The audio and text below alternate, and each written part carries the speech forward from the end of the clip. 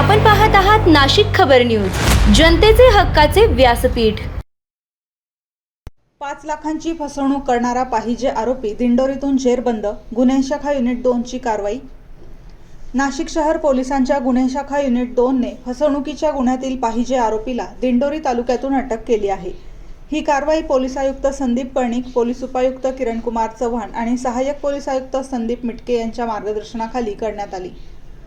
आरोपी शांताराम मार्तंड संधान पाटील याने व्यवसायासाठी बँकेचे कर्ज मिळवून देण्याचे आमिष दाखवत कोणतीही प्रक्रिया शुल्क लागणार नसल्याचे सांगितले होते। मात्र प्रोसेसिंग फीच्या नावाखाली तब्बल 5 लाख रुपये स्वीकारूनही कर्ज मंजूर करून दिले नाही।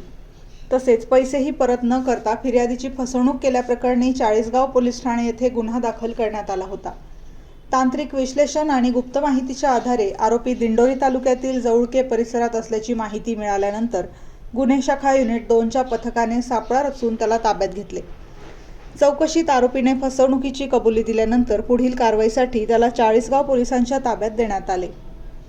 ही कारवाई गुन्हे शाखा युनिट 2 चे प्रभारी सहाय्यक पोलीस निरीक्षक हेमंत तोडकर यांच्या नेतृत्वाखाली सहाय्यक पोलीस उपनिरीक्षक मनोहर शिंदे आणि त्यांच्या पथकाने यशस्वीरित्या पार पाडली।